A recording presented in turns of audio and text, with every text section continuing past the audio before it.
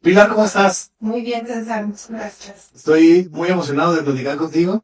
La verdad es que casi todas las personas que invito es porque tengo muchas ganas de platicar, muchas dudas, conocer su carrera, cómo es que empezaron en esto del diseño y pues hacia dónde van sus proyectos. Entonces me gustaría que iniciemos la conversación con ¿por qué elegiste el diseño? Uy.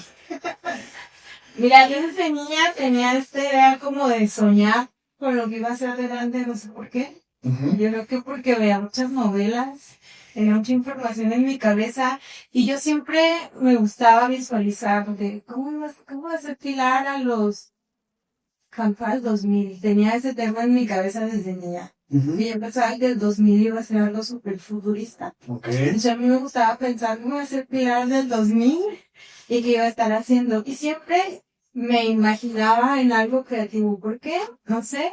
Por ahí tengo una tía que estudió diseño, no sabía qué hacía ni qué, pero como que eran mis pocas referencias de mujeres que habían tenido acceso a educación ya, nivel licenciatura. Entonces yo decía, wow, qué padre, tengo una tía diseñadora.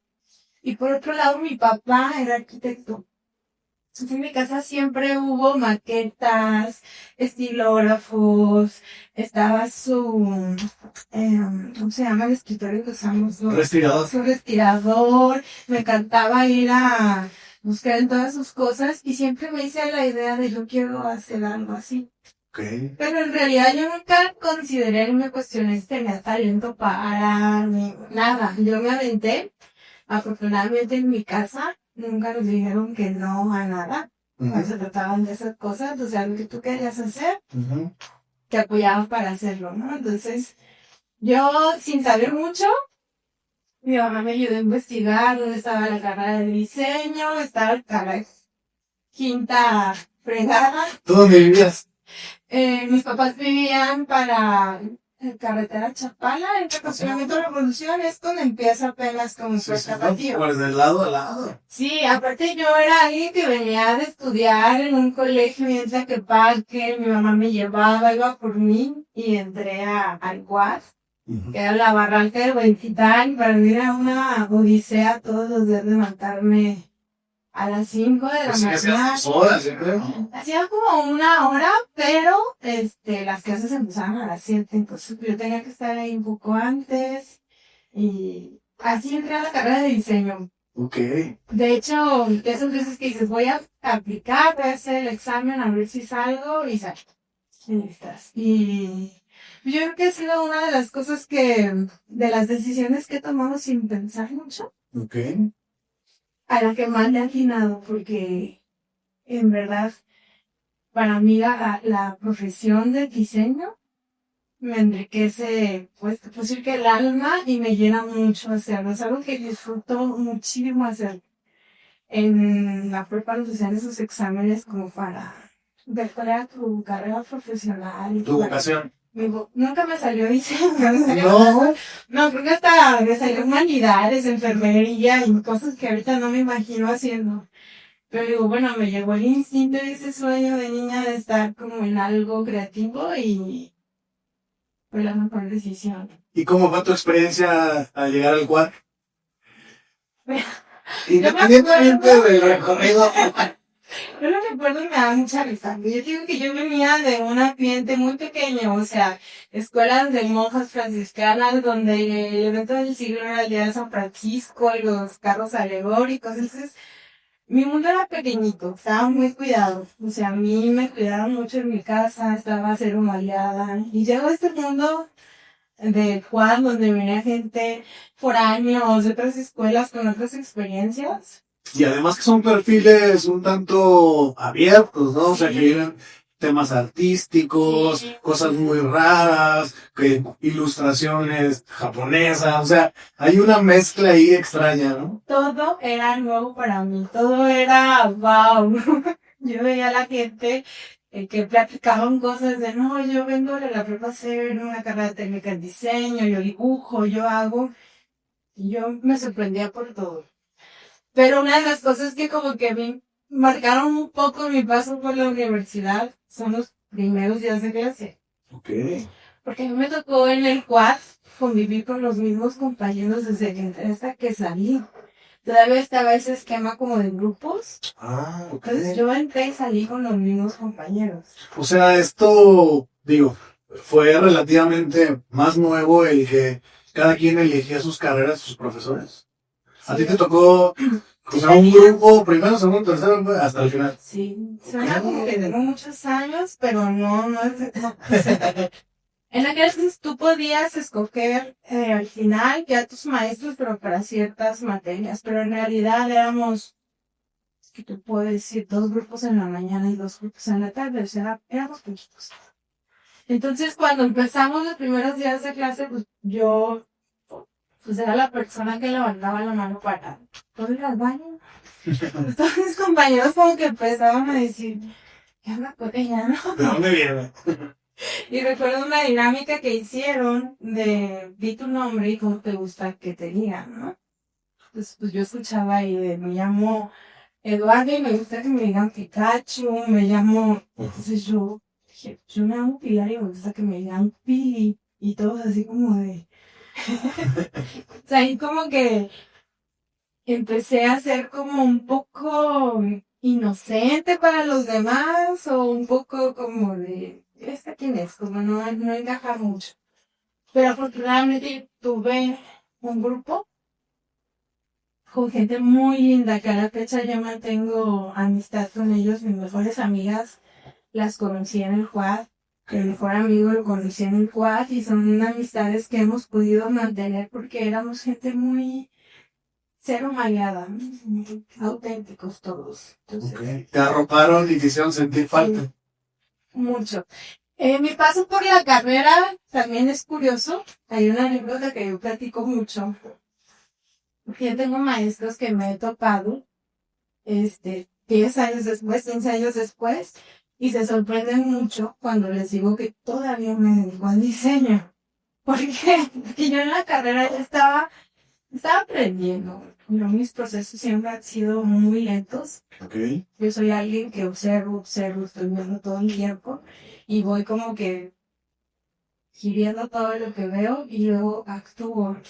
De la universidad para mí todo era novedad, ¿no? Y estaba rodeada de gente muy talentosa. Yo conocí a Genaro en la universidad, un compañero.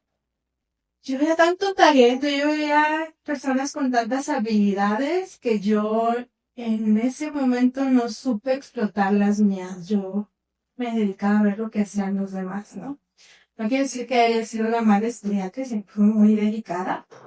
No, pero a mí, por ejemplo, lo que me pasó era que, si bien, no sé, me gustaba dibujar y todas las cuestiones creativas, pero yo no era un niño o un adolescente enfocado a estar diseñando. Y yo veía que había compañeros que ya tenían algunos desde la secundaria, desde la prepa, y entonces ya llegaban muchísimo más adelantados. Y en algún punto yo sí decía, no me habré equivocado de carrera, porque tal vez yo había empezado antes, ¿no? Sí, o gente con talento muy marcado, ¿no? Ahí tenía mucha habilidad para la ilustración, mucha habilidad para el diseño en sí, para la composición, para el dibujo, para todo.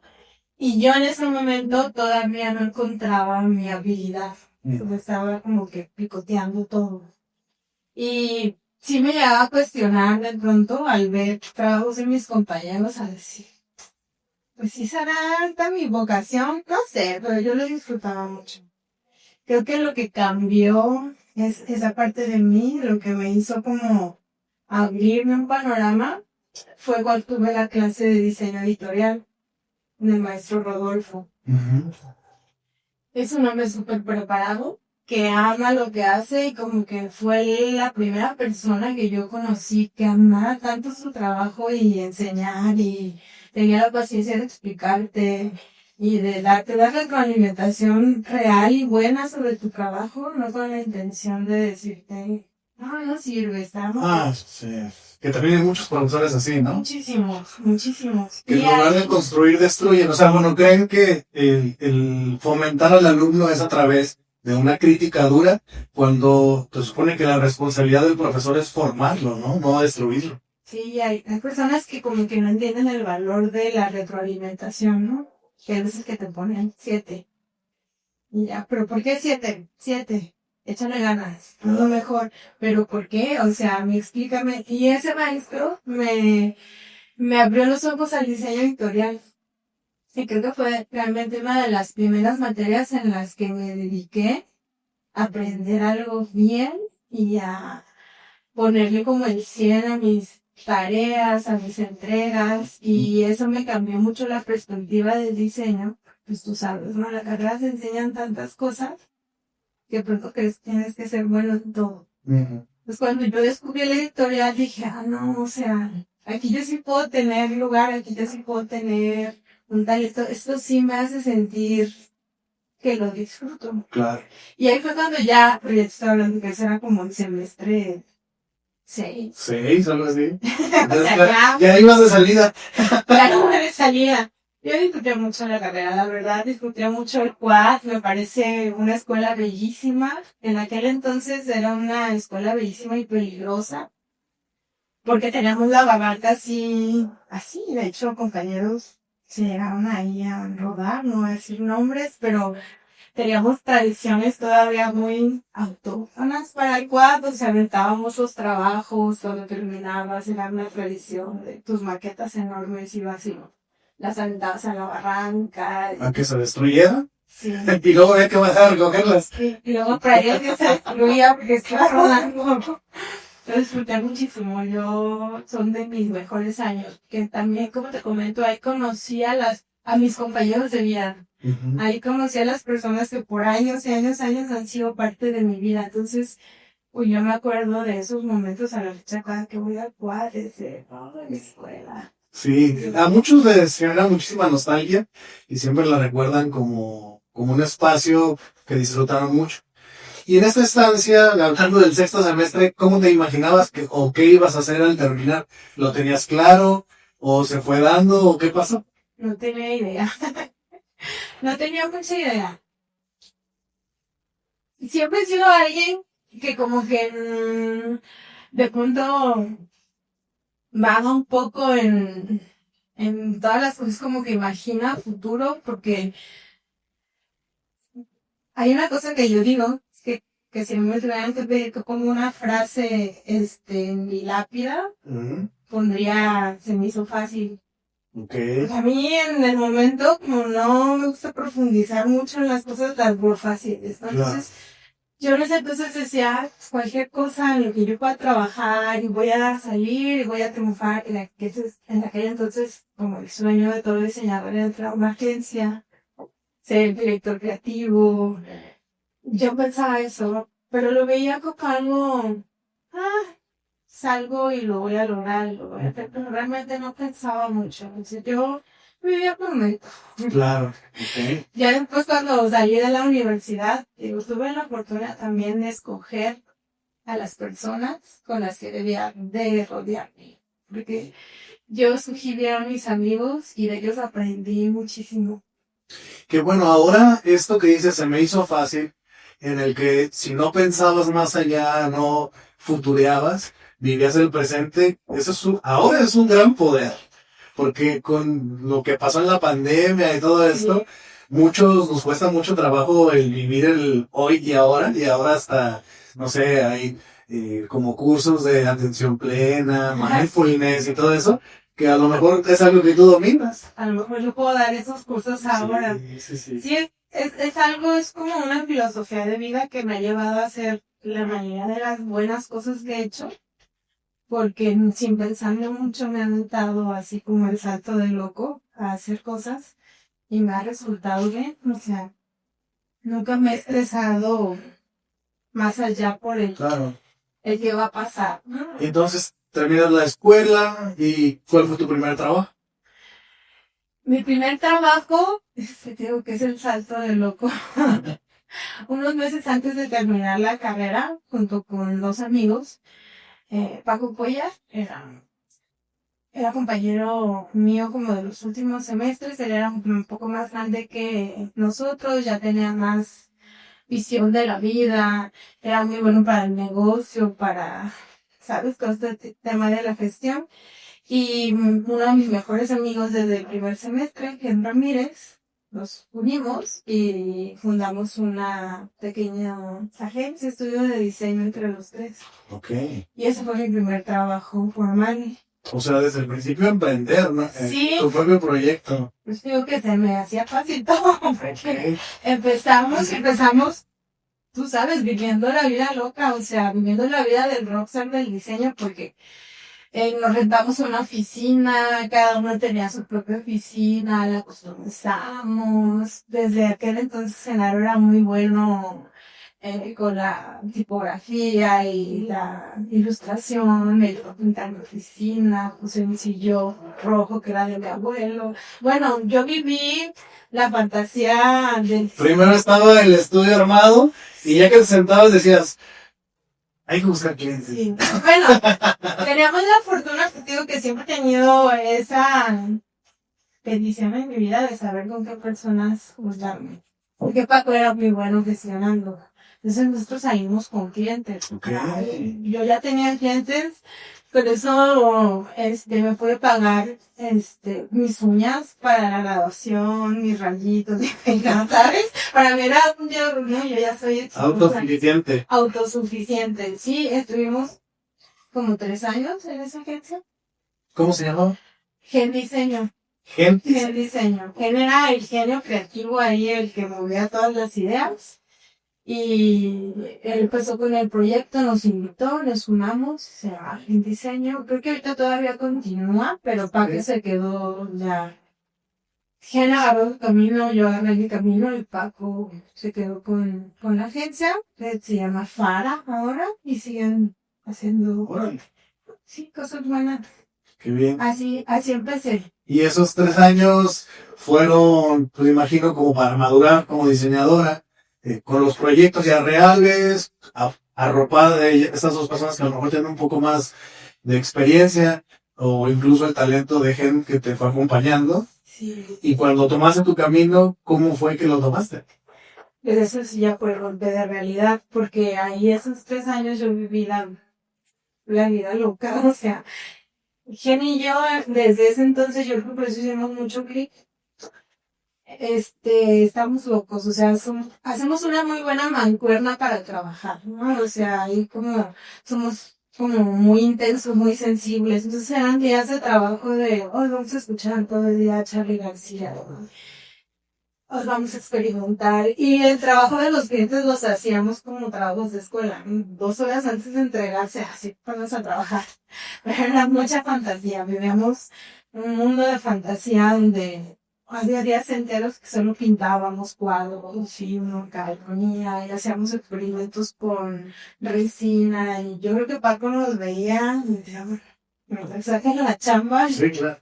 Entonces, cuando terminamos eso, yo entré a trabajar a la Universidad de Guadalajara en una área que en aquel entonces se llamaba CENCA, que era el Centro de Cómputo de Alto Rendimiento. Ok. Ahí entro como webmaster y ahí digo que ya fue como mi primer golpe de realidad, porque una de mis como funciones ahí era administrar el sitio de la Universidad de Guadalajara. Y era un sitio enorme. Sí, sí, sí. Pues ahí fue la primera vez que me senté frente a una computadora con una responsabilidad grande de decir, ¿cómo lo voy a hacer? Bueno, y horario y todo lo que implica un empleo formal, ¿no? Sí, formal, llegaba, checaba. Aparte en este ambiente COVID de la universidad, donde tenía amigas que me vendían que la colcha, el topper. Ah, sí, sí. Sí, era un ambiente, era para mí, también lo disfruté muchísimo, también tuve la oportunidad de conocer gente también muy talentosa que a la fecha todavía tengo contacto con ellos porque aprendí muchísimo sobre tecnología.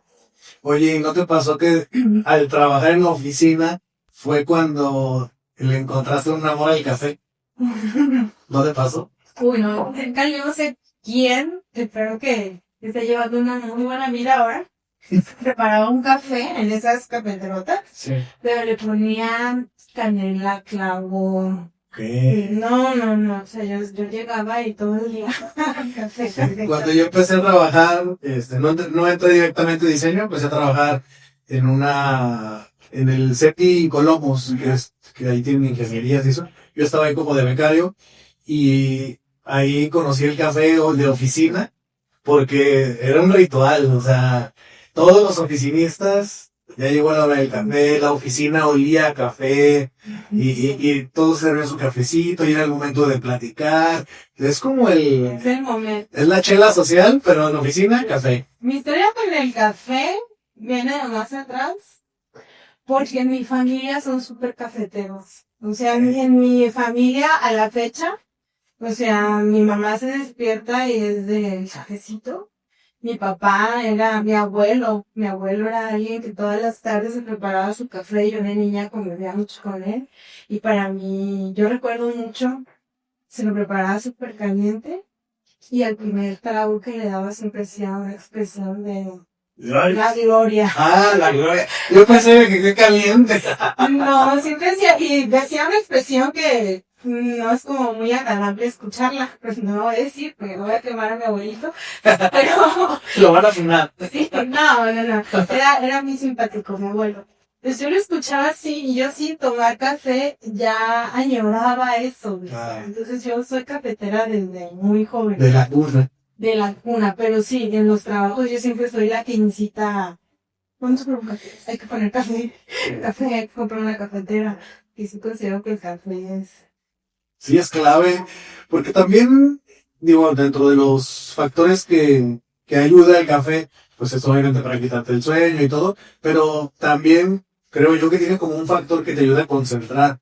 Entonces, en algún punto para diseñar tienes tu cafecito y te ayuda a concentrarte, a como que meterte en tu proyecto, pensar ideas y está padre. Ah, y trae un tema de adicción también, porque yo he Bueno. intentado ahora que están nomás un tema que el cortisol y que tienes que bajar el café.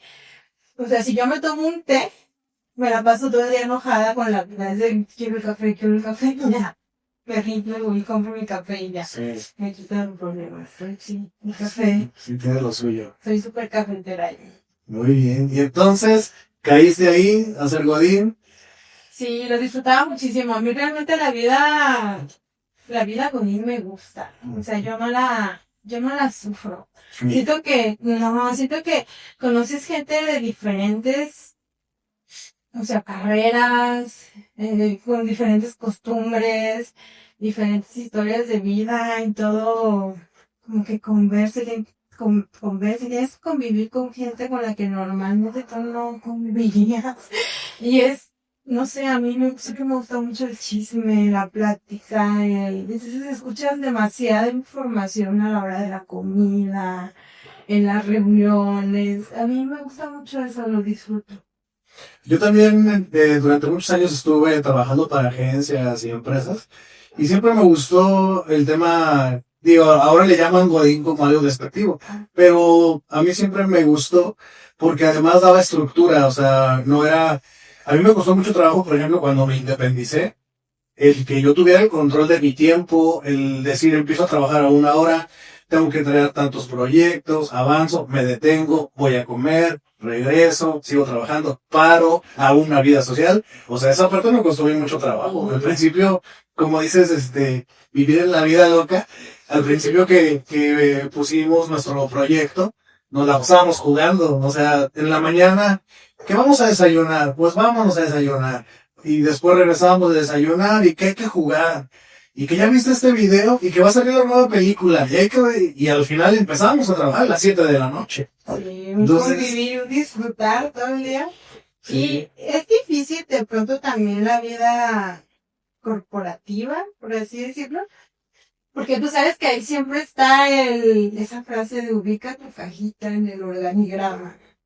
Sí. Que de pronto te frena a hacer muchas cosas o, no sé, te da otro golpe de realidad de decir, sí es cierto, pues aquí yo soy un empleado de la selva de ¿no? Te ubica mucho en tu ecosistema.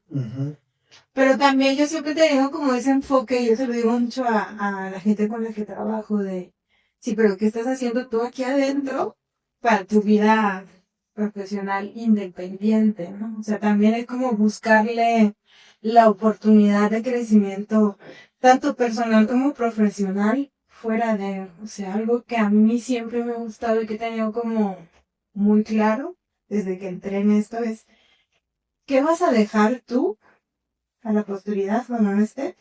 Deja algo. O sea, que al menos digan, ay, ¿quién hizo este archivo, no? Cuando ya no esté eso. ¿A quién se le ocurrió poner esta norma de hacer algo? ¿A quién se le ocurrió homogenizar la imagen? Eso yo siempre lo he tenido como muy en mente. Entonces como que me enfoco mucho cuando estoy trabajando. Y qué bueno que te recuerden porque quedó algo bien, ¿no? Sí. No que te recuerden porque ¿a quién se le ocurrió esto? En eso ya no te lo aseguro, pero siempre he tenido como eso en mente. Y es algo que disfruto también, o sea, al decir, bueno, me están pagando, a veces hace rato justo leí una frase que decía, no es tanto que ame mi trabajo, pero amo la vida que me puedo dar por mi trabajo. Claro. Entonces también eso como que siempre yo también he andado como desde el freelanceo, los proyectos personales, siempre buscando no enfocarme nada más en la vida de las empresas, ¿no? Trabajar para una empresa. Yo siempre tengo proyectos por fuera, siempre. Eso te da mucha vida y te da el sentir que tienes eso, es una cajita en el organigrama, te da mucha paz mental porque te sientes libre. Sí, sí, sí. No, y que bueno, también el hecho de estar en esta cajita del organigrama también te genera mucha paz porque tienes un trabajo constante y puedes de repente saturarte de trabajos porque tienes un proyecto alterno, pero luego se acaba ese proyecto alterno y regresas a la normalidad. Pero cuando estás exclusivamente como freelancer, pues siempre estás en la lucha, Sí. en el nerviosismo, ya se va a acabar este proyecto y no tengo el siguiente, no he prospectado, nadie me ha mandado un correo, ¿qué voy a hacer? Y en cambio cuando tienes esta estructura que las combinas, pues te sientes tranquilo y dices, ay, bueno, ya viene la temporada baja. Sí.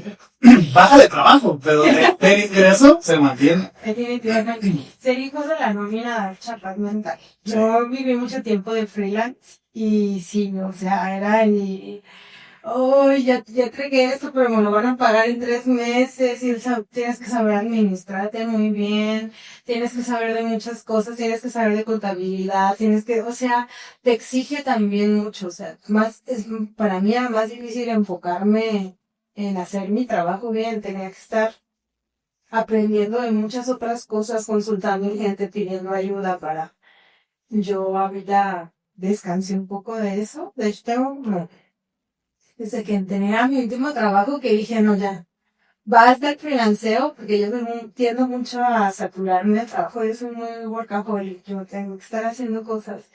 Pero también es como decir, a ver, o sea, ahorita no necesito estarme matando de trabajo, vamos enfocándonos en algo y ahorita sí estoy casi 80% De fijo. de fijo. Oye, pero en este tema de que estabas de webmaster, quiero pensar que te gustaban los temas de páginas web y todo esto en ese momento. Estabas familiarizada con el lenguaje, te gustaba, entraste y podías hacer el trabajo. Sí, todo empezó porque cuando tenía que hacer mi servicio, yo siempre llegaba tarde a registrarme. Yo siempre he sido como un poco distraída y volátil.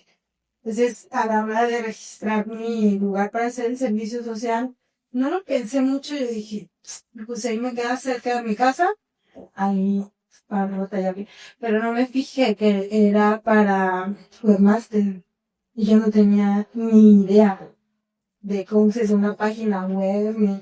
Entonces ya me imaginarás, mi primer día haciendo mi servicio social, preguntándole a amigos que sabían de cómo se hace una página web. Pero bueno, para eso es el servicio. Sí, aprendí, pero yo no tenía nadie que me enseñara y era yo sola encargada de hacer un rediseño de la página del José. y sin tener idea, y la gente pues pensaba que sabía. Pues, aparte a mí me preguntaron, ¿sabes? Claro, entonces aprendí al nivel que puede aprender alguien autodidacta en aquel entonces. Ya cuando entré a Senca yo ya sabía. De hecho, cuando tenía la agencia antes con Gen y con Paco, yo ya hacía sitios en Dreamweaver y de hecho ya no movía Flash también. Entonces ya cuando entré ahí yo ya tenía noción. Pero caían las grandes gigas, ¿no? Sí, Porque claro. ya era un portal complejo, si se caía algo, pues había repercusiones pero también digo que entré con un equipo de trabajo muy bueno, que pues en aquel entonces me enseñaron mucho, me apoyaron, y de ahí a mí siempre me gustó la tecnología porque mis dos hermanos, mi hermana y mi hermana son más grandes que yo, y los dos trabajan en el área de tecnología. Yo tenía esa referencia como admiraba lo que hacían. ¿Mayores? Más grandes, sí. Ok. Y admiraba lo que hacían, y entonces pues bueno, yo decía, bueno, a lo mejor no es al nivel que ellos lo hacen, pero yo también acá estoy haciendo mi camino. Y de ahí me clavé, es un mundo que me encanta, a la fecha me dedico a eso, a esa parte de hacer productos digitales. De la vinculación del diseño con la tecnología. Sí. ¿Y cuánto duraste en la universidad? Ahí no duré tanto. Un tiempo estuve alternando entre la agencia que teníamos y medio tiempo. De hecho, me salí de la agencia porque dije, no, ya me quiero dedicar de lleno a esto. Duré como 2 o 3 años porque me pasó el minuto que cambió mi destino. Okay. Me salió una oportunidad para entrar a trabajar a KP, a la Fraki. Y pues, como te dije, mi sueño de niña era ese, ¿no? Sí. Yo voy a entrar y voy a llevar la cuenta de Coca-Cola o no sé qué pensaba yo. Decido, pero era una oportunidad para entrar casi de junior, o sea, el nivel más bajo que tenía. Entonces, pues a mí me llamó mucho la atención, yo quería aprender de ese mundo. Voy a la oficina de mi jefe en aquel entonces de la universidad y le digo, oye, quiero renunciar, que me quiero ir. Y me decía, ¿estás segura, Pilar? Segurísima. Eso es lo que yo siempre soñé, ahí yo voy a triunfar, yo voy a hacer. Y me decía, ¿estás segura? Piénsalo, mira que aquí tienes algo seguro. Sobre todo porque en la Universidad de Guadalajara ves unas historias de vida de gente que se jubila joven, toda una carrera allí, muchas prestaciones. Sí. Y yo en ese momento dije, no, yo voy a renunciar y me voy a ir a Capri. Voy a seguir persiguiendo mi sueño. Sí, corta, aquí creo que duré en Capri 3 meses. O sea, yo recomiendo, si a mí me preguntara alguien joven, si recomiendo entrar a una agencia de publicidad, yo diría sí. Porque todo lo vives tan intenso, tan rápido, hay tanta locura alrededor que haces muchísimas tablas, o sea, aprendes de las buenas prácticas, de las malas prácticas, en aquel entonces a mí me tocó una experiencia, creo que Capé estaba como en sus mejores momentos, todo estaba rebasado de trabajo, todo el mundo estaba muy estresado, todavía existía esa figura de los directores creativos, divas, inalcanzables, y tú eras un mortal mal en la célula de trabajo, así de... y, ¿Quién te tocó de director de arte? Estaba... Ni recuerdo, estuve 3 meses.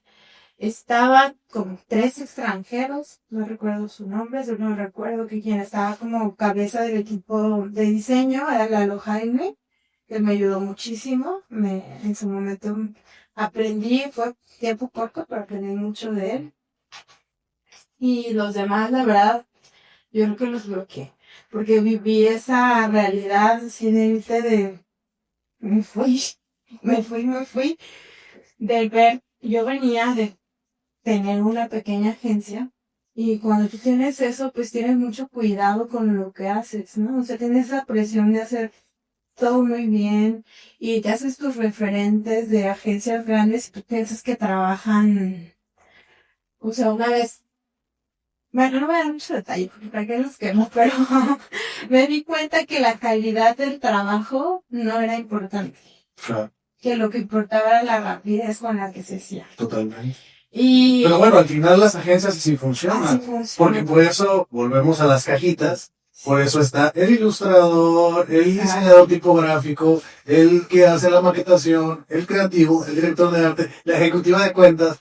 O sea, es una línea de Es una producción. línea de producción. Pero ahí entra también un poco el lado ético. Yo era muy joven, pero lo tenía. De decir, es que lo que yo estoy entregando no tiene la calidad que debería de tener.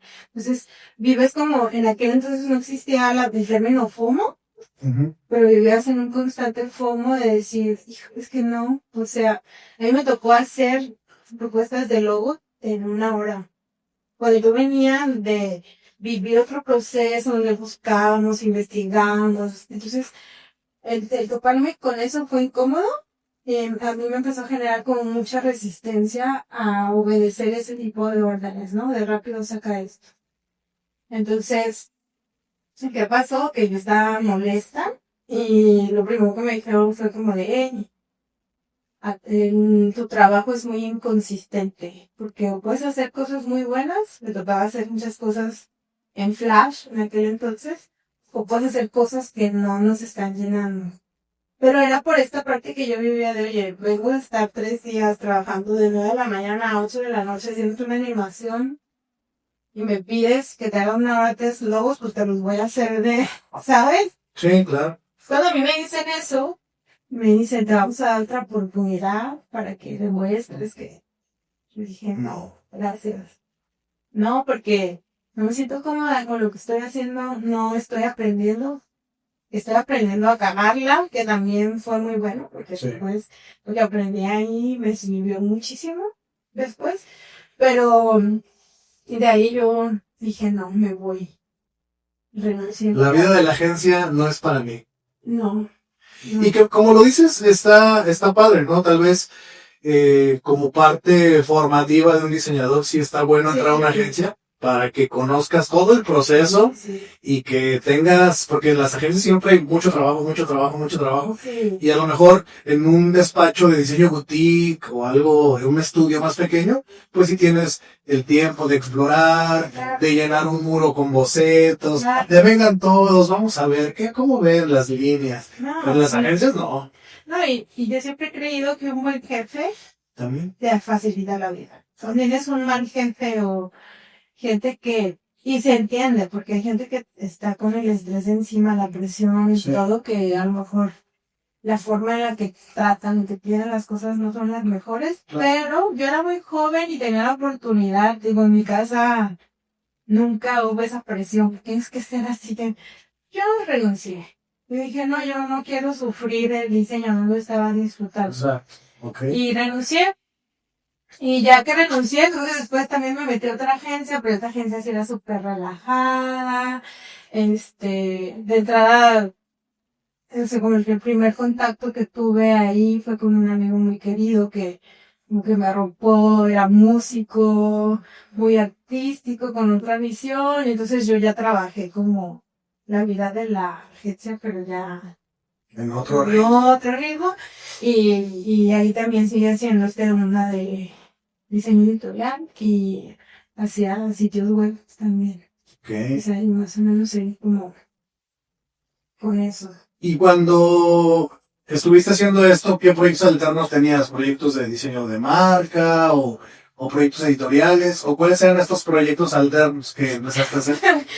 Mira, a mí siempre me llama mucho la atención la gente que está como loquita. O sea, yo conozco a alguien que lo veo bien acelerado, muy auténtico, y yo así como que... Creo que es como selección natural, ¿no? Como que nos empalmamos. En aquel entonces yo, por un viaje que organizaron del ITESO, que tuve oportunidad de ir con mi primo, estudiaba en el ITESO, en el diseño, me fui con ellos, me invitó. Por ahí conocí a un amigo que trabajaba en el estudio de Nico, se llamaba Estudio Amarillo. Bueno, él empezó a hacer cosas, tenía un colectivo, y hacíamos cosas de diseño. Era un poco, no tanto en la onda de Matoma, pero esa era como esa ola que surgió de Matoma, de empezar a hacer colectivo de diseño, ir a pegar cosas, hacer como fanzines. Ahí empecé como a experimentar esa parte. Ujú. Y después de eso como que un tiempo me puse en paz, me enfoqué más como en el trabajo y pues después me dio por estudiar flores. Ok. Sí, estudié una carrera técnica en diseño floral. Diseño floral. Sí. Órale, qué padre. Y tengo mi diploma de la serie y todo. Empecé a hacer cosas para novias, buquets de novias. O sea, yo he andado como en muchas cosas. Pero siempre he buscado como hacer cosas que me estimulen, como la parte creativa. Que el diseño floral está muy padre, o sea, Sí. bueno, sí tiene, a lo mejor no tiene como los fundamentos del diseño gráfico, pero armonías, Sí. composición, volumen, Sí. todo esto termina siendo parte del diseño floral. Sí. Escoges tus elementos, ¿no? Tiene mucho de composición y sí tiene, o sea, como lo aprendí yo, sí me enseñaron teoría muy buena. También pues están corrientes como el Ikebana, estas ondas como ya más japonesas de lo que hacen con la flor, que son obras de arte. Ujú. Y me llama mucho la atención. Es algo que disfruto mucho, pero tomé como un poco como hobby. Claro. Sí, digo, hay muchos que se van por la cuestión de la acuarela o la caricatura o cosas así como, sí, un descanso activo, por así decirlo, Sí. pero dentro de lo mismo. Dentro de lo mismo, sí, no, o sea, cuando yo aprendí cómo se componía un arreglo floral, dije, wow, o sea, tiene mucha lógica, tienes que empezar por el follaje, los contrastes pequeños, los grandes, cuánto mide tu base, cuánto tiene que medir, o sea, tiene mucho chiste. A mí, dije, ay, nunca pensé que la geometría descriptiva me iba a servir como para algo. Ya sé, a mí también me pasó. ¿Y te sirvió para las flores? Sí, mucho. Órale, a ver, platícame eso. ¿Cómo Es la que- vinculas la geometría descriptiva con Pues las es que flores? en realidad un arreglo floral tiene varias dimensiones. O sea, cuando tú estás diseñando algo, a veces tú lo piensas bidimensional, pero un arreglo floral tiene que verse bien de todos lados. Entonces tienes que aprender de planos, de altura, de ancho, de todo. O sea, toda esa parte aplicada a, yo me recordaba haciendo mis maquetas. Sí, justo es eso. Porque precisamente cuando tú empiezas un arreglo floral, lo primero que tienes que marcar es tu línea base horizontal, ¿no? Y a veces utilizábamos tallos de flores para marcar altura y ancho. Pues cuando estaba así yo me acordaba cuando en el quad tenía que comprar esos pocotitos como de escoba para hacer mis... Sí, X y Y. Ajá, exacto. De hecho sí, así se empieza un diseño, un arreglo floral. Tiene mucha ciencia más allá de la que uno podría Claro. imaginar. Sí, porque, bueno, creo que a lo mejor se puede pensar como la señora de las flores nada más. Sí. ¿Y qué pasa, no? Cuando vamos a comprar flores, ¿qué te le pongo? Listo, vámonos. Pero eso a lo mejor lo hacen muy empírico, pero Claro. si tienes la ciencia del Sí. diseño floral, pues seguramente vas a tener otras técnicas. Luego lo aplican, pero a lo mejor no saben Ujú. de dónde viene, ¿no? Porque, por ejemplo, a mí me gusta mucho ir a Mezquitán, a mí está el mercado de las flores y he visto gente que tiene años dedicándose, que tiene muchísimo talento y que a lo mejor no lo estudió, a lo mejor lo aprendió de generación en generación. ¿Y crees que de alguna manera esta sensibilidad floral te ha ayudado a tus proyectos de diseño gráfico? Sí, mucho. Es que te digo que a mí me llamó mucho la atención cuando aprendí. Yo aprendí de un diseñador floral que venía de Guatemala, muy bueno, no recuerdo su apellido, creo que se llamaba Gustavo. La forma en la que te explicaba de que era un acento visual, o sea, a veces tú piensas, ves un arreglo y ahorita, por ejemplo, con las nuevas tendencias, piensas que es un desastre, pero todos son acentos, hay ritmo, hay... Todo eso aplicado es diseño, o sea, cuando, por ejemplo, tú estás haciendo diseño editorial, la estructura es la base de todo, y los acentos que pones son lo que hacen que se vuelva como rico de ver, ¿no? Claro. Es lo mismo, o sea, yo lo aplico igual a todo, es creo que todo está conectado en cuanto claro. se trata de crear. Totalmente. Y entonces dejaste el tema floral para tu disfrute, no es como que quisieras hacer negocio de eso, probablemente alguna vez vendiste algún proyectito. A lo mejor de viejita me dedico a eso, pero no, lo dejé, fue muy pesado. Y cuando lo haces a pequeña escala es muy caro. O sea, por ejemplo, si vas a hacer tú un ramo de novias, tienes que comprar 20 ramos para hacer un buquet y te queda mucha flor de sobra y a la hora que quieres cobrar es como, ¿por qué tan caro? No, pues es que no. O sea, lo dejé también porque en aquel entonces como que estaba viviendo una etapa de mi vida complicada y como que el lado profesional lo dejé un poco de lado, estaba como un poco de no saber para dónde moverme, no sabía qué hacer, ya sabes, entré como en un bache personal que afectó mi vida profesional y como que perdí un poco el rumbo. Entonces ahí sí tuve una pausa, como unos 3 años, en las que no sabía yo ya para dónde moverme, ¿no? O sea, Okay. que dices, ahorita no sé qué hacer de mi vida. No sé qué, pero no me voy a presionar. Sí, pasé por esa. Entonces sí estuve como en pausa, de estar así haciendo cosas, entré en pausa. Y obviamente eso me llevó como a, yo no sé, nunca le puse un diagnóstico, nunca le di un nombre, pero yo creo que estaba como atravesando una depresión. Uh-huh. Y pensé que ya el diseño y yo ya no íbamos a hacer nunca como match, ¿no? Estaba trabajando en un periódico digital, pero era un trabajo muy mecánico. complicado, sí, no estaba increíble porque conocí gente súper talentosa, porque eran la mayoría de ellos cronistas y gente de radio que hacían crónicas increíbles, vamos a las calles a ver historias de la gente. Un día hicimos una crónica de un señor que en el mercado Cervatillo se dedica a sacar callos. Órale. Hicimos toda una crónica de eso y hacíamos ilustraciones. Ahí conocí a Chisco. Hacíamos cosas muy, muy locas, infografías. Pero yo no encontraba como en aquel entonces mucho sentido a lo que hacía. O sea, estaba yo como muy dispersa. En ese momento sí era un trabajo que era, tengo que trabajar, tengo que Sí. generar, pagar renta, lo que sea, Sí. pero no con esta pasión de quiero hacer. Sí, lo estaba haciendo por la gente con la que trabajaba. ¿Y qué sucedió que te volvió a conectar? Mi papá estuvo enfermo en esos años y pues tuve que atravesar su proceso de enfermedad y su muerte.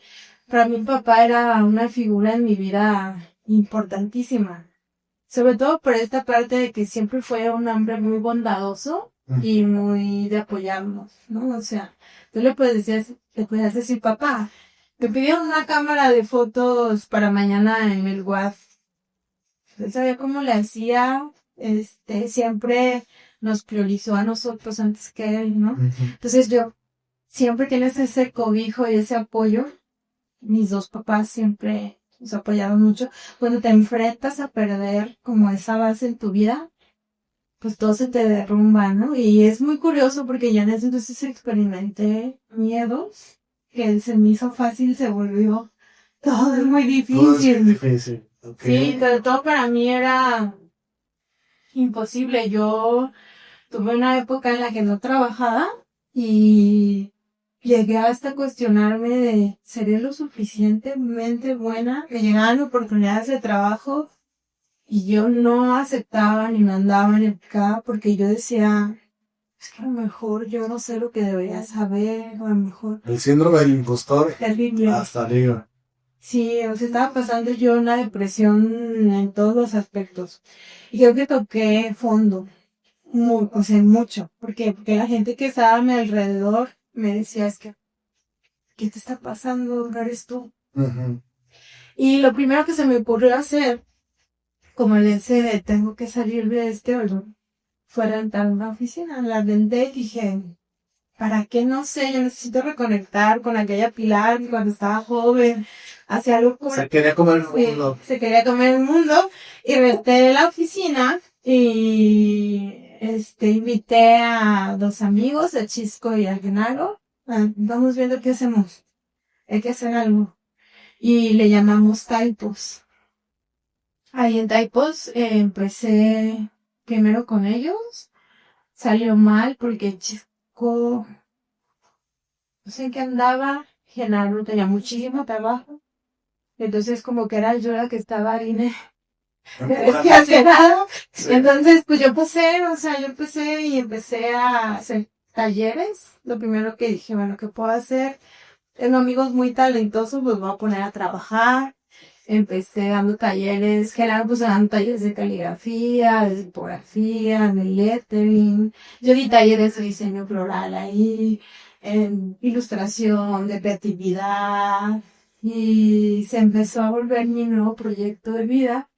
Y ahí estuve por muchos años. O sea, esa oficina se volvió mi vida y fue la que detonó. Tu refugio. Sí, ahí empezamos de plástica, ahí conocí, ahí mis amigos llegaban, ellos sabían que estaba ahí por las vías del tren, por donde está el pájaro amarillo, que ya no es amarillo, Ajá.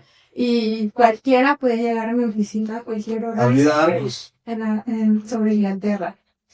Estaba sobre Inglaterra. Cualquiera podía llegar a mi oficina a tomarse un café, tenía las paredes pintadas como de gis, de pintura negra para gis, entonces todo el mundo llegaba. Mi oficina siempre estaba llena de letras, porque pues la mayoría de la gente con la que convivía estaba todo el tiempo Bocetando, haciendo un Sí, letrero. no, tenía un spot increíble. O sea, la mesa todo se podía rayar. Mi oficina todo el tiempo estaba rayada y como tanta gente me visitaba que yo empecé a salir como de ese hoyo y me empecé como a... Y estabas completamente enfocada en ese proyecto, o sea, no trabajaste en ningún otro lado, dejaste todo, pusiste tu estudio, aquí voy a impartir cursos, se volvió como una comunidad. Sí. Y empezaron a visitarte gente de la misma comunidad, Sí. Después daban cursos entre ellos mismos, empezó a crecer y te sentiste muy cómoda ahí. Sí, era muy cómodo ahí mismo dando los cursos, el lugar es muy bonito, tenía una terracina, en la terraza armábamos todo siempre fue un ambiente como muy relax y la verdad fue una etapa que disfruté muchísimo.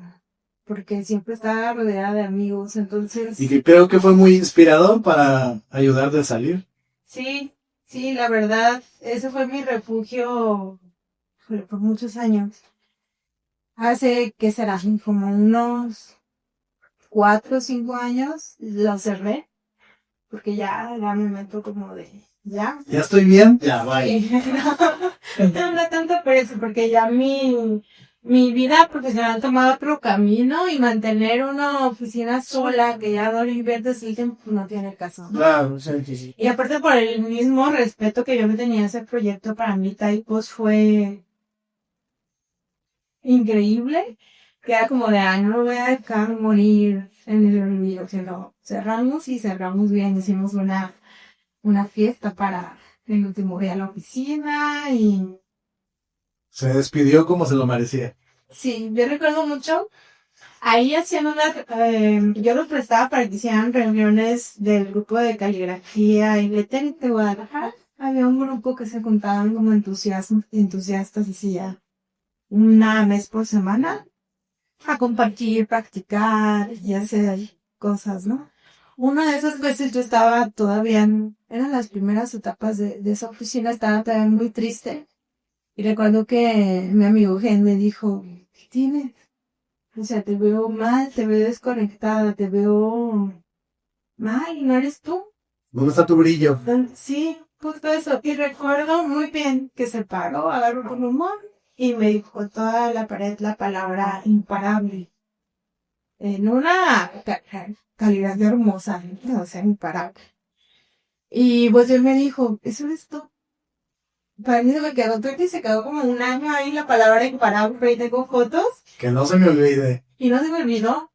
O sea, a partir de ahí yo dije, no, sí, basta. O sea, y ahora Y a partir de ese entonces mi vida no fue nada más por la palabra, por lo que me ha dicho, sino que me me cayeron muchos veintes.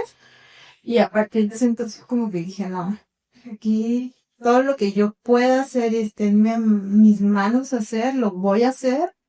Y nada me va a parar, ¿no? Y eso fue Typos. Digo que ahí crecieron proyectos muy chidos ahí. Empezamos de Drástica, que es para mí, pues mi proyecto de vida. Tengo 10 años en eso. Y ¿Pero Typos derivó en la drástica o cómo fue la transición? un poco sí, porque Typos se volvió como esa cuna de letras, ¿no? Que se juntaban ahí en la sociedad de calígrafos, dábamos talleres, quien daba talleres de caligrafía. Entonces como que de pronto sin quererlo nos volvimos en este mundo de letras. Uh-huh. Y un día los que no sé si buscaron a Sergio, del Café Benito, de la Sala Larva. Pues es la sala de exposiciones que dieron ahí en Café Benito. Uh-huh. Para invitarnos a colaborar y armar una exposición de carteles de lettering. O sea, querían prácticamente así como apoyo para reunir una exposición sobre lettering, porque en ese entonces empezaba apenas con el boom del lettering. Entonces nos invitaron, fuimos a platicar con Andy, que era el encargado de aquel entonces, no sé si sigue ahí. Nos dijo, mira, eso es lo que yo quiero organizar, es una expo de 2-3 días, invitar a unos 15 diseñadores, hacer una expo de carteles. ¿Y conferencias? No, una expo de carteles de lettering. Okay. Pero no contaba porque estábamos locos. Okay. O sea, yo creo que yo aún me acuerdo con Genaro y desde la universidad estamos locos, no sé, como yo le digo que se prende la maquinita y la maquinita no para. Entonces, cuando nos propone eso, pues empezamos así de, pero, ¿cómo no hagamos una expo de carteles, no? ¿Y qué tal si hacemos también unos talleres? ¿Y qué tal si hacemos unas conferencias? ¿Y qué tal si hacemos no sé qué? Y que sea de 3 días. Invitamos a tal exponente que viene de tal lado. Es cuando nos escuchaban y como que decían, estos tipos están locos. Sí, o sea, fue así de, ¿cuánto nos va a costar esto? Claro. No, pues, nos va a costar tanto, ¿no? Es que esto es imposible, o sea, lo entiendo, o sea, cuando pensaba de estos inocentes. No saben lo que implica. No saben lo que se están metiendo. Y sí, no sabíamos. Pero de ahí se nos prendió y teníamos como esa visión de lo que queríamos y lo primero que escuchamos fue un no van a poder. Escuchamos muchas cosas, o sea, yo a veces creo que la inocencia se puede confundir muy fácil con malicia, porque a veces es muy difícil que alguien te crea que haces las cosas por gusto. Por gusto, ¿no? Y mucha gente lo toma como, lo haces por molestar, lo haces por... No, o sea... Tienes mucho... Sí, o tienes una intención más allá de la que tenías en realidad. Entonces nosotros empezamos con el proyecto y lo primero que dijimos es, hay que ponerle un nombre. No nos pusimos a pensar los tres de qué nombre podía llevar. Se nos ocurrió uno. Después hubo muchos temas porque nos dijeron, no se puede llamar así porque a mí ya se me había ocurrido ese nombre. ¿Sabes? Es un gremio que a la fecha yo no entiendo al 100%, ha cambiado mucho, pero en aquel entonces el gremio de las letras era complejo de entender. Para alguien que no lo entendía, que no estaba involucrado. Entonces en aquel entonces se ve como de, ok, no nos podemos llamar así, pues hay que buscar otro nombre. Pero con una actitud un poco también como de envidia o de, ¿son ustedes nuevos? ¿Cómo, qué os había llegar a querer hacer? Sí, no creo que de envidia porque pues en aquel entonces no éramos nada, ¿no? O sea, no éramos nada, no había una referencia de van a llegar a... No, o sea, éramos 3 ilusos pensando que podían hacer un festival, pero sí creo que era esa parte como como de decir, no, aquí las cosas no son así. Ujú. Tienes que pedir permiso, Claro. o tienes que avisar, o porque esto se maneja así. Ujú. Entonces, tú me estás viniendo aquí a decir que estás haciendo otra cosa y... Hay códigos, no se los puede brindar. Exacto.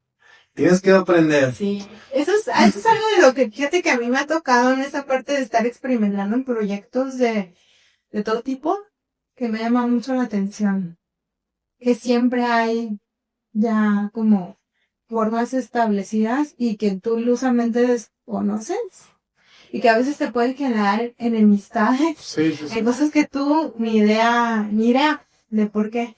Eso nos pasó desde el día 1 o 2 con la práctica. Era un de no, tú no puedes hacer esto porque ya existe esto. Ok. Entonces era como de, ok, pero no estaba muy claro nada. Lo que decidimos pues seguir. Y en ese momento fuimos, yo creo que nos faltaba callo, porque sí fue de, ok, pues dicen que ahora voy a llamar así, pues de la canción. Y de ahí surgió Letrástica. Un nombre así como espontáneo, no recuerdo bien la situación, no recuerdo si alguien ¿Y ese no incomodó? ¿O también No. terminó? Ya, ese ya no lo pelaron. No, pues ya en ese momento ya dijimos, así se va a llamar ya. O sea, hubo ahí mucha sorpresa, como que de pronto te sorprende que cuando tú piensas que estás haciendo algo en beneficio de algo y llega alguien y te dice, no, es como en el momento te sorprende y no sabes cómo actuar y en lugar de sacar como el carácter es como decir, bueno, o sea, me retiro poquito. En aquel entonces pensábamos que conciliar y platicar, incluir era la mejor forma de hacer las cosas, ¿no? Pero no, luego viene el ego de se están colgando de nosotros, nos invitan para formar parte de algo que... Sí, no sé, es complicado. Es complicado porque, o sea, a mí me parece como inverosímil creer que a nadie se le pueda ocurrir algo similar a lo que tú haces. Claro. Porque antes de que tú hicieras lo que haces, 20,000 personas, Claro. o sea, que está haciendo eso. Claro. Entonces, como que eso fue lo primero que pasó con la Letrástica, ¿no? Llegamos a hacer algo y a incomodar a mucha gente porque decían, ¿estos quiénes son? ¿Y por qué osan que pueden hacer esto Ujú. y hacerlo así? Claro. Pero nosotros estábamos enfocados en lo que queríamos hacer y lo que queríamos lograr. Una de las cosas que yo recuerdo mucho que Genaro me decía, porque él aquí en aquel entonces él estaba muy metido en aprender todo lo que podía aprender sobre letras, o sea que es alguien que desde los 5 años hace letras, Ujú. pero él estaba como muy clavado en la parte del aprendizaje, como más la academia. Bueno, y darle un respaldo tanto a ese gusto, Sí. profesionalizarlo, pero no decir, yo nada más vengo a decir que soy. Sí. No, mira, aquí Sí, están mis aprender. credenciales, ¿no? Sí, él siempre ha sido muy clavado. Pero él decía algo muy cierto, porque cuando uno quiere ir a hacer algo, casi todo está muy centralizado en Ciudad de México. La educación de por sí es costosa donde estés, o sea, tienes que invertir, por eso dicen la educación y es un privilegio, porque es costosa. Claro. No nada más es el hecho de que tengas que pagar una matrícula o una inscripción o algo, los materiales. Entonces, en aquella época para nosotros, y yo creo que a lo mejor también lo viviste, si tú querías ir a un festival de diseño, alguna actividad de diseño, tenías que viajar a Ciudad de México. Sí, Y eso representaba mucho gasto. claro. Y nosotros veníamos de este ambiente de la Universidad de Guadalajara, donde no teníamos acceso a esas grandes figuras del diseño. Yo recuerdo que llegaban a hacer como festivales o actividades de diseño y traían sí a diseñadores buenos, pero no estaba abierto a cualquier estudiante, ¿no? O sea, los del comité, los organizadores, los que lograban, pero tú como mortal, como estudiante que no tenías dinero para eso, no tenías acceso. Entonces una de las cosas que nosotros nos motivó fue esa, decir, ¿por qué no traemos el conocimiento para acá? porque cuando nos decían la idea de hacer una expo, después nosotros nos cuestionábamos de, pues sí, vas a una expo a ver el trabajo increíble que hacen otras personas, pero ¿qué te llevas tú de ahí? Claro. No, o sea, porque esa persona no viene y te habla de su trabajo, porque no viene y te da un taller de cómo hace su trabajo.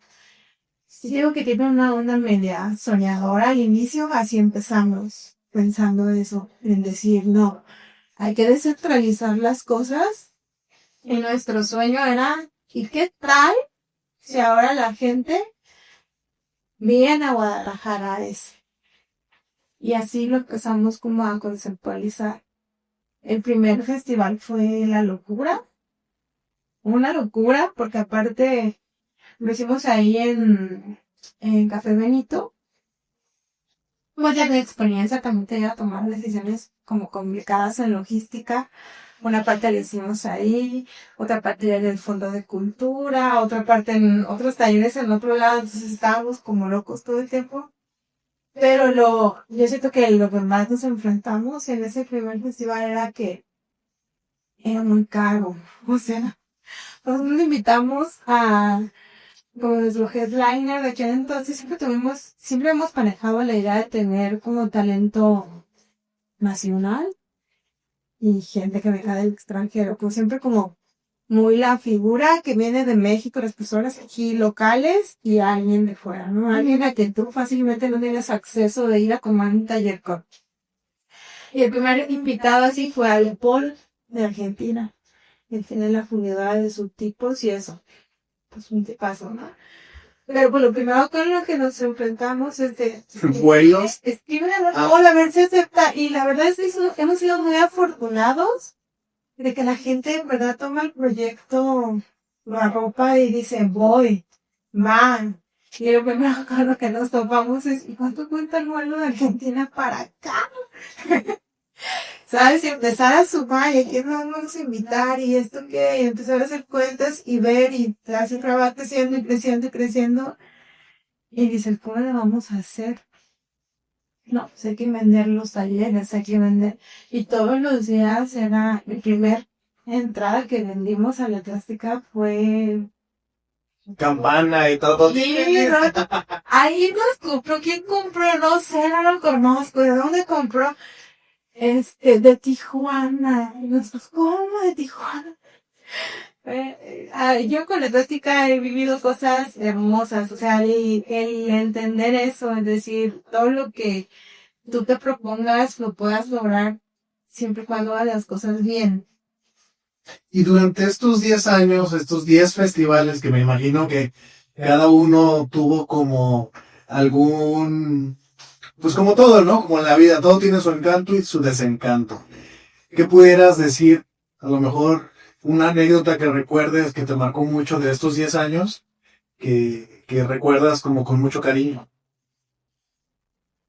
La mayoría de ellas van ligadas también con la gente que viene, o sea, con los asistentes, pero sobre todo con los invitados. O sea, yo me he llevado lecciones de humildad enormes, porque hemos traído gente que es muy talentosa, muy famosa o ya muy resuelta de todas partes del mundo. Nos hemos enfrentado al punto de decir, híjole, es que pues no le ganamos nada al festival. Y ellos ven y no sé, de repente como que esta idea, cuando tú realizas algo de esos millonarios, Sí.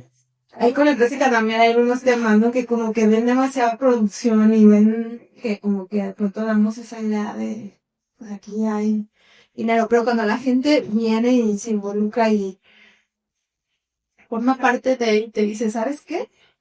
No me pagues. Órale.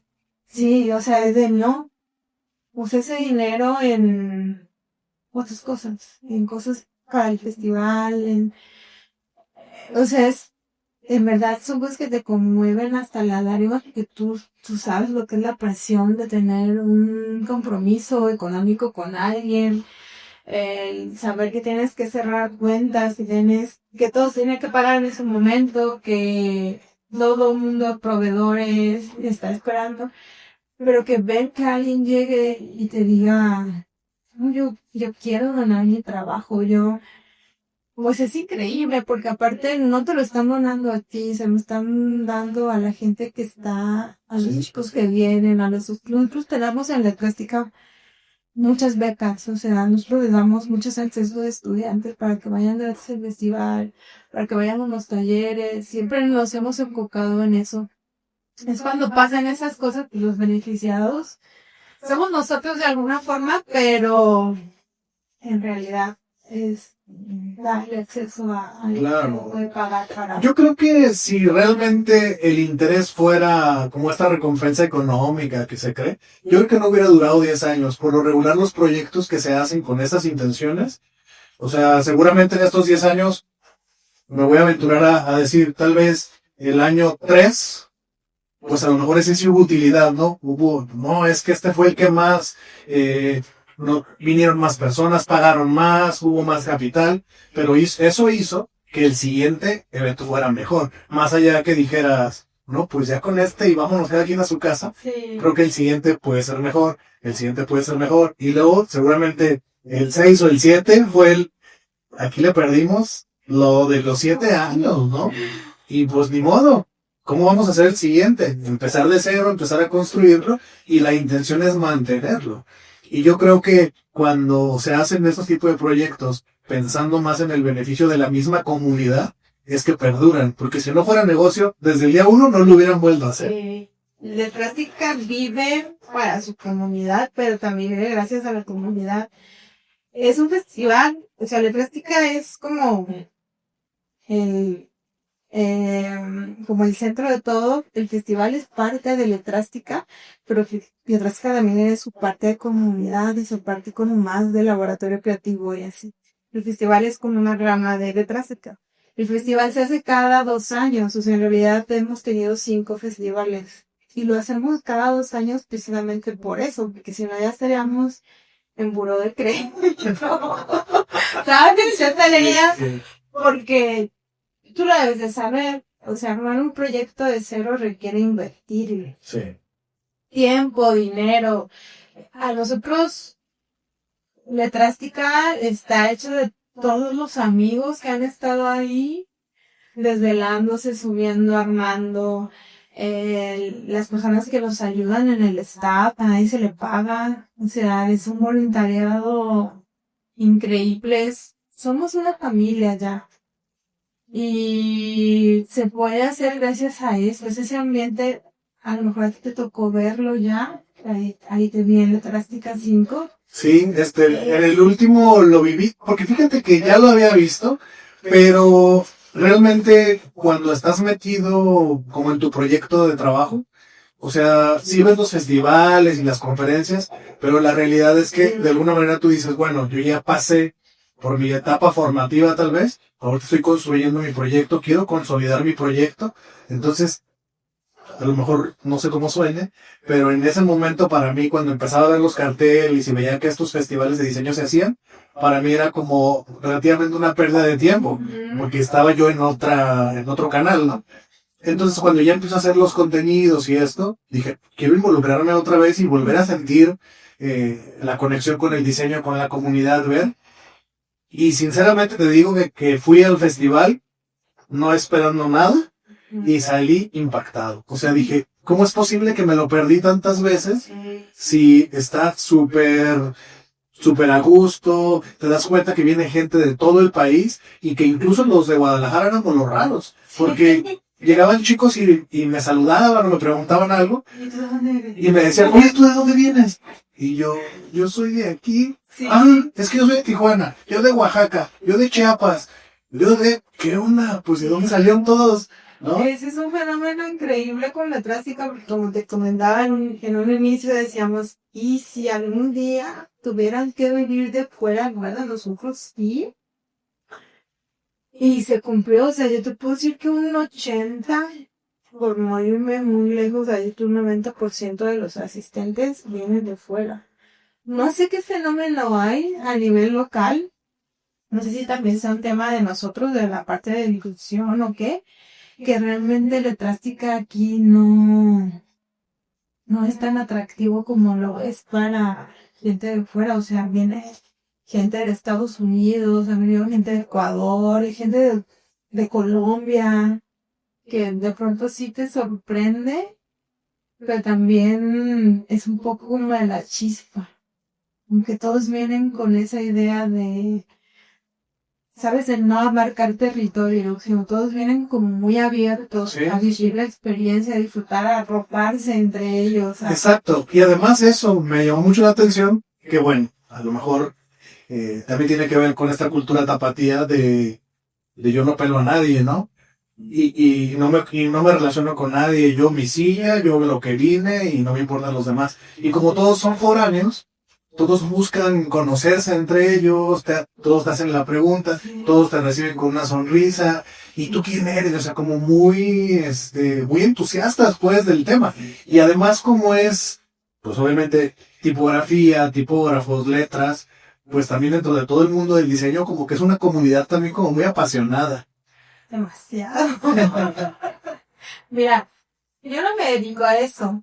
Bueno, yo siempre es como medio amigo. Es decirte, no me dedico a eso, pero tengo 10 años haciendo es como raro. Pero yo nunca le he entrado de lleno a dedicarme a la tipografía, al diseño, al lettering, no, en serio, más bien he estado aparte de la gestión y eso. Pero algo que me ha sorprendido mucho, desde que empezamos Letrástica, cómo se manejaba ese gremio, es un gremio muy pesado, muy pesado. Pues es que son los puristas del diseño, ¿no? En algún punto. Sí, y aparte, yo siento que entró este conflicto entre la vieja generación, la nueva generación. Los chavos vienen con unas ideas increíbles, porque son muy abiertos. Y vienen a romper todo.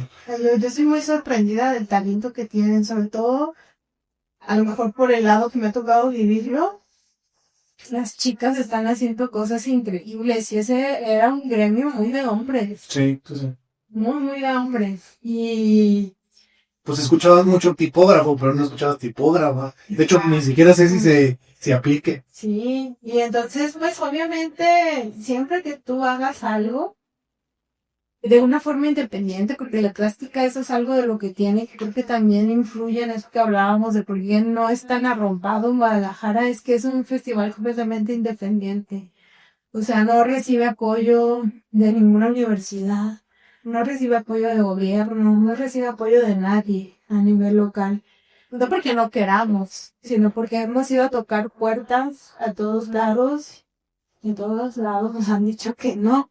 Okay. Entonces, nos han dicho sí, pero bajo estas condiciones, y esas condiciones van en contra del manifiesto. Sí, o sea, ya le quitaron al proyecto la esencia. Entonces, pues, son cosas, decisiones que hemos tomado que a lo mejor han impactado en el hecho de batallarle más para el presupuesto, batallarle para tener espacios donde hacerlo, muchas cosas. Pero como siempre hemos sido un festival independiente, nos ha dado la facilidad de no adoptar reglas. Claro. Y de cuestionarlas. Claro. O sea, de decir, ok, así se manejaban las cosas, pero ¿por qué así? ¿Por qué yo no estoy viendo inclusión en los eventos? ¿Por qué yo estoy viendo paneles donde hay puros hombres? ¿Por qué no hay, si tú conoces tantas mujeres tan talentosas dentro del gremio, ¿por qué no? Y entonces al empezar a cuestionar esas cosas te vuelves incómodo. Sí, sí, sí. Entonces, yo te puedo decir que desde mi brechera, que digo, no me dedico a eso, sin querer queriendo, como dice la frase, me volví incómoda para gente que yo ni topaba. ¿Por qué? Porque pues ya Trástica son con nosotros. O sea, el Trástica ahorita somos Trinca, Genaro y yo. Y te hacen enemistades por hacer lo que amas hacer. Uh-huh.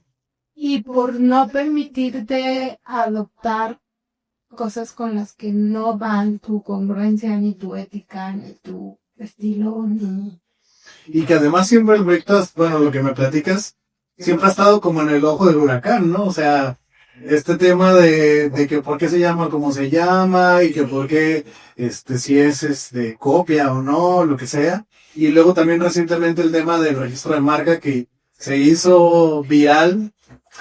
Mira, yo siempre he creído que cuando a ti te va mal, la gente, pues pobrecitos, ¿no? O sea, pero cuando te va bien, cuando las cosas te salen bien, ahí es cuando se disiparán,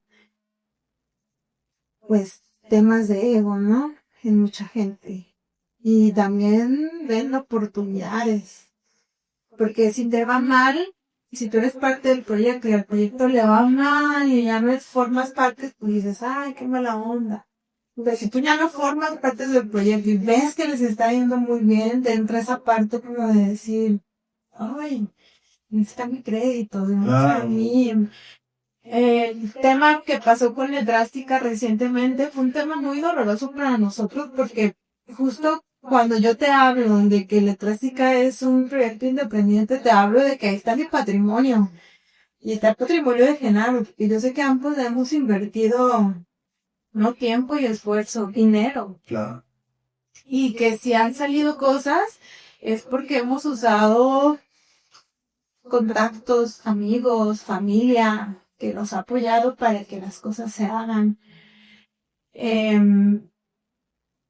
No vamos a entrar en mucho detalle porque yo no soy muy como compartir esas cosas, pero lo que sucedió con el tema del registro es que simplemente la persona que hizo esto ya no era parte activa del proyecto desde hace mucho.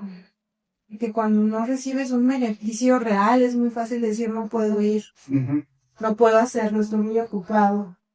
Ah, sí voy a ayudar, pero de las 200 cosas que hay que hacer, te ayudo con una. O, ay, ahorita no puedo, te escribo y, ay, no, estoy muy ocupado, luego hablamos. Se vuelve muy pesado para uno estar como obligando a la gente a estar. Sí, pues si quieres estar, bienvenido. Y si no quieres estar, también, claro. Lo que pasó ahí es que, digo, no me gusta mucho hablar del tema, porque al final de cuentas lo hablamos y yo sé que de pronto cuando tú regas así como información, las redes sociales se tiene como malinterpretar y pueden salir afectados terceros como en su momento lo hubo. Pero la situación fue que alguien que ya no era parte activa de Letrástica, que sí fue en un inicio, registró la marca. Nosotros ya habíamos intentado registrar la marca con anterioridad, no andábamos tan perdidos, sí lo habíamos hecho antes, pero nos negaron el registro porque había similitud como fonética con otra marca. Entonces lo dejaron como en stand-by. ¿Qué pasa? Que después, por mal seguimiento de nuestra parte, nos tuvimos como al pendiente, se vence el registro de la otra marca y queda libre.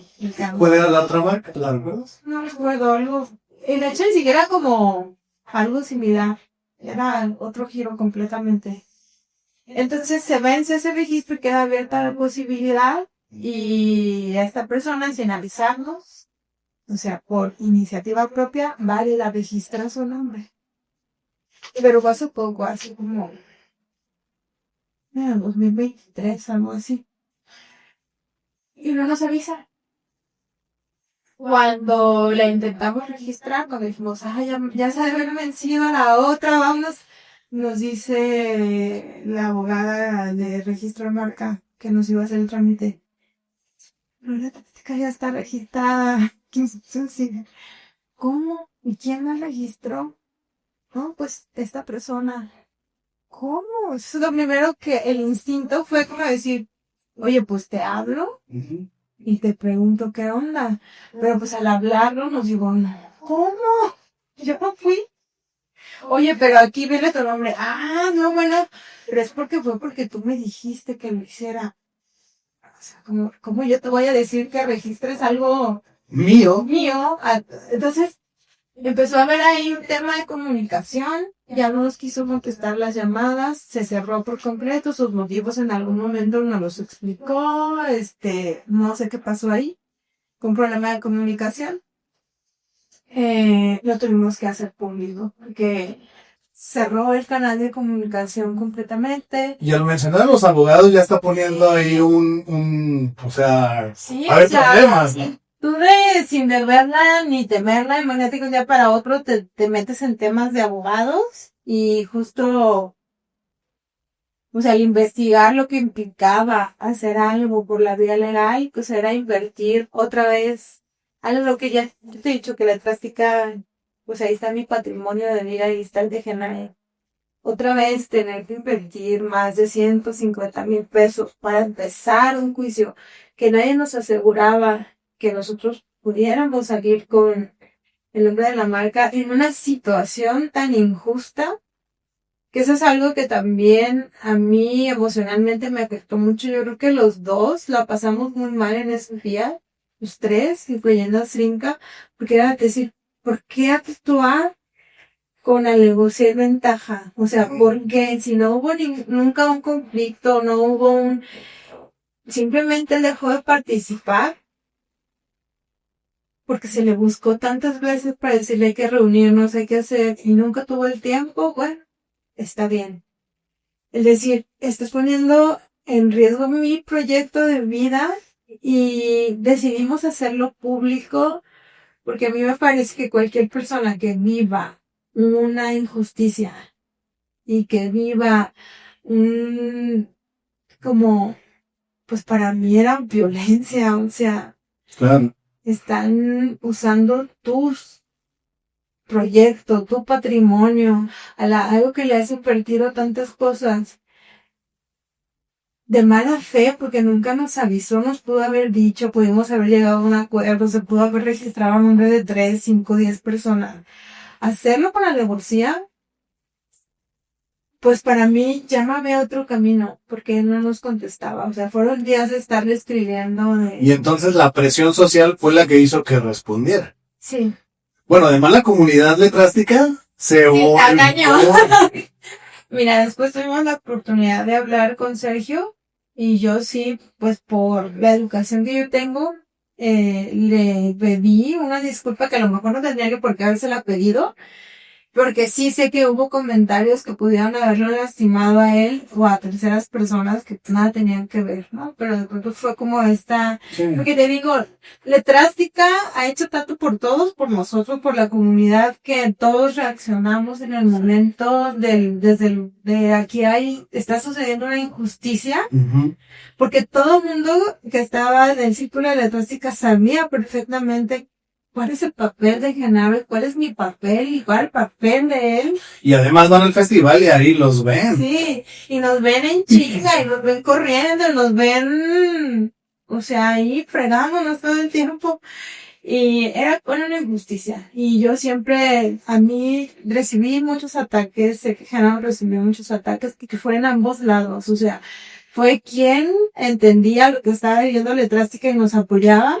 Y fue quien nos cuestionaba. Sí. Y nos decía mentirosos y, o sea, de él sería incapaz de registrar un nombre sin avisarles. Pues fue capaz y pasó. Y ahí está, supongo. Y ahí está. A la fecha. Si te metes al INPI y lo buscas, ahí lo ves. No, ya no. Así lo movieron ya. Sí, hablamos con él.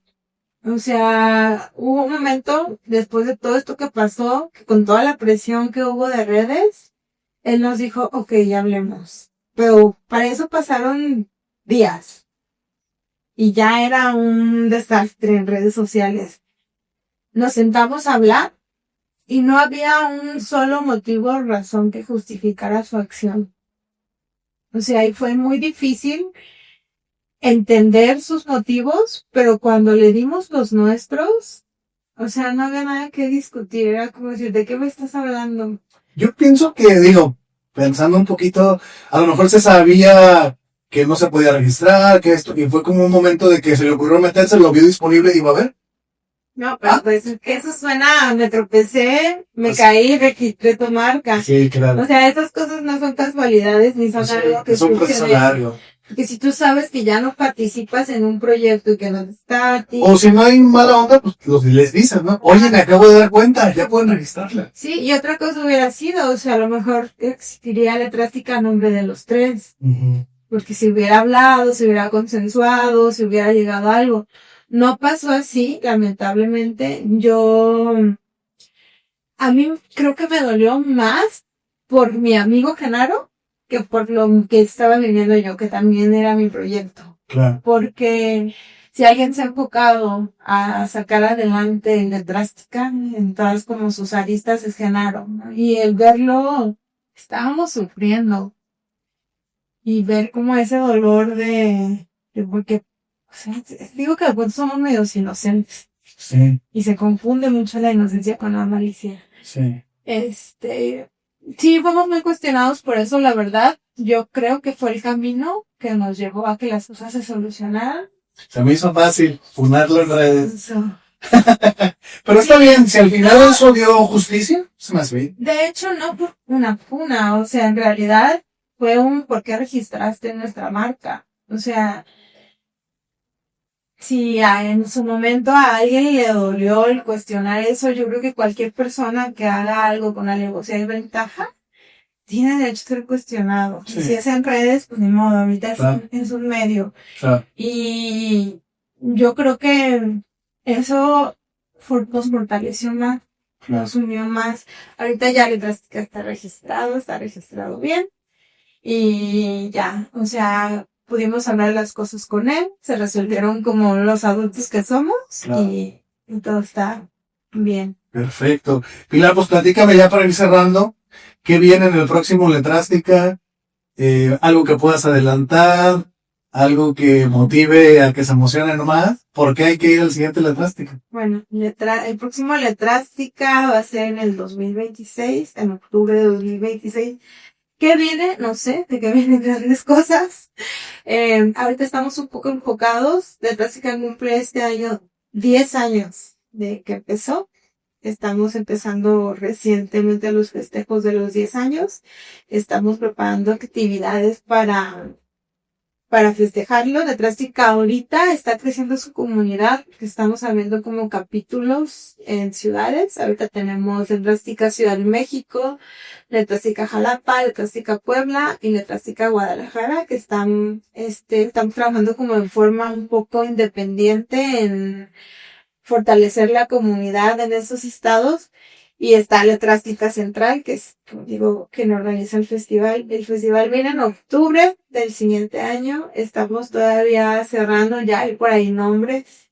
Algo que tiene la Drástica es que cada año se supera en cuanto al nivel y la calidad de sus invitados y del contenido, porque si algo trabajamos es para que cada Drástica haya actividades nuevas y que esas actividades cada vez sean más enriquecedoras. Siempre la finalidad de Letrástica es la parte, sí, de comunidad y de convivencia, pero la parte académica siempre la tenemos muy clara de cuál es la línea que vamos a seguir en cada festival, porque el conocimiento y el compartir el conocimiento es la base de Letrástica. Claro. Entonces, sí, ahorita Genaro, quien se encarga de esa parte, acaba de estar en Nueva York, pues ahí es donde se gestan la mayoría de los invitados que van a venir. No les puedo todavía adelantar nada.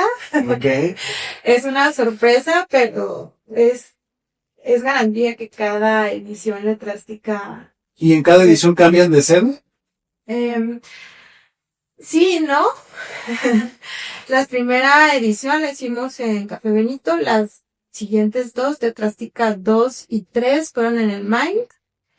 Letrástica 4 fue en Fábrica Morelos y Letrástica 5, el que es el pasado, fue en Santa Teresita Centro. Es muy probable que nos movamos de sede, vamos a ver, porque, bueno, tú creo que te tocó ver que era mucha gente. Sí. Sí, estamos en ese punto creo que vamos a seguir optando por mantenerlo pequeño, porque creo que es parte de la magia del festival. Pero sí tenemos que pensar un poco en hacer la logística mejor para los asistentes. Claro, sí. Pues muy bien, Pilar. Me da mucho gusto haber platicado sobre todo esto. Estaremos pendientes de las noticias del aniversario y también pues del próximo año. Sí, ahí te esperamos ver. Síganos en redes para que si alguien nos está viendo y no nos sigue. Ahí estaremos publicando mucho de las actividades que vienen y de lo que vendrá para el siguiente festival. Y si alguien no ha vivido la experiencia de Letrástica, créanme, es una experiencia de vida increíble. Si no sabes de letras y no sabes de diseño, cada invitado te comparte su experiencia de vida, su camino creativo y te vas de ahí con la mente volando. Letrástica es, lo digo para la gente local, algo que si están en el ambiente creativo tienen que vivirlo, porque no sabemos que ojalá duren 10, 20, 30, 40 años más, pero ahorita está y está al alcance de todos. Pues muchas gracias, Pilar. Muchas gracias, César.